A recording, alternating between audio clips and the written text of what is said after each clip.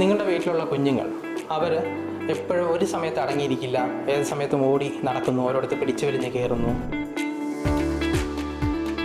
പിന്നെ അവർ അക്ഷമയോടെ നിൽക്കുന്നു, എവിടെയെങ്കിലും വരി നിൽക്കേണ്ട സാഹചര്യം എന്നാൽ ഇടയ്ക്കിടിച്ച് കയറുന്നു, അല്ലെങ്കിൽ അവർ ചുമ്മാ ഇരിക്കുമ്പോൾ കൈവച്ച് ഇങ്ങനെ തട്ടിത്തട്ടിയിരിക്കുന്നു, അല്ലെങ്കിൽ എന്തെങ്കിലും സാധനങ്ങൾ കയ്യിലൊടിച്ച് അമ്മാനം അടിക്കൊണ്ടിരിക്കുന്നു, ഭയങ്കര സംസാരം, ആരെങ്കിലും രണ്ടുപേരും സംസാരിച്ചുകൊണ്ടിരിക്കുകയാണെങ്കിൽ അതിനിടയ്ക്ക് ഇടിച്ച് കയറി സംസാരിക്കുന്നു, എന്തെങ്കിലും ഒരു ചോദ്യം ചോദിച്ചു കഴിഞ്ഞാൽ ചോദ്യം മുഴുവൻ കേൾക്കാത്ത, അതിനൊരു ക്ഷമയില്ലാതെ ഇടിച്ച് ഉടനെ തന്നെ ചാടിക്കയറി ഉത്തരം പറയുന്നു.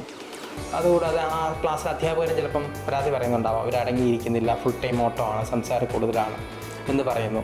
അങ്ങനെയൊക്കെ ഒരു അവസ്ഥയുണ്ടോ?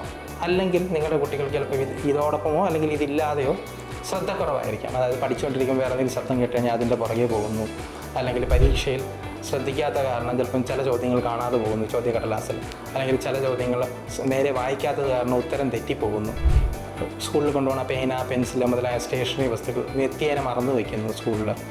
പിന്നെ ഇതുപോലെ ശ്രദ്ധക്കുറവ് കാരണം ശ്രദ്ധ കേന്ദ്രീകരിച്ച് ചെയ്യേണ്ട കാര്യങ്ങൾ ചെയ്യാനായിട്ട് ഭയങ്കര മടി കാണിക്കുക, ഹോംവർക്ക് ചെയ്യുന്നില്ല, അതിന് ഭയങ്കര മടി കാണിക്കുന്നു, പല്ല് തേക്കാൻ മറന്നു പോകുന്നു, കുളിക്കാൻ മറന്നു പോകുന്നു. അങ്ങനെ ഒരു സന്ദർഭം ഉണ്ടെങ്കിൽ പലപ്പോഴും പഠനത്തിൽ ഇവരെ പിന്നോട്ട് വലിക്കുകയും ചെയ്യും. അതിൻ്റെ ഈ അവസ്ഥയുടെ പേരാണ് ADHD.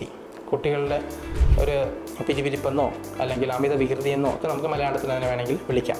അപ്പോൾ ഇത്തരത്തിലുള്ള ഘട്ടം, ഇങ്ങനൊരു അവസ്ഥ വരുന്നത് തലച്ചോറിൻ്റെ പ്രവർത്തനത്തിൻ്റെ അപാകതകൾ കൊണ്ടാണ്. അത് തിരുത്താനായിട്ട് നമുക്ക് പലപ്പോഴും കൗൺസിലിങ്ങും അതോടൊപ്പം മരുന്ന് ചികിത്സയും വേണ്ടി വന്നേക്കും. അല്ലെങ്കിൽ എന്താ സംഭവിക്കുകയെന്ന് വെച്ച് കഴിഞ്ഞാൽ പലപ്പോഴും ഇത്തരത്തിലുള്ള കുട്ടികൾക്ക് ബുദ്ധി സാധാരണഗതിയിൽ നോർമലായിരിക്കും എങ്കിലും പക്ഷേ അവർക്ക് പഠനത്തിൽ എവിടെ എത്താൻ കഴിയില്ല. പലപ്പോഴും 10ാം ക്ലാസ്സിന് മുമ്പ് തന്നെ അവരുടെ പഠനം നിന്നു പോകുന്നൊരു സാഹചര്യം ഉണ്ടാകാറുണ്ട്.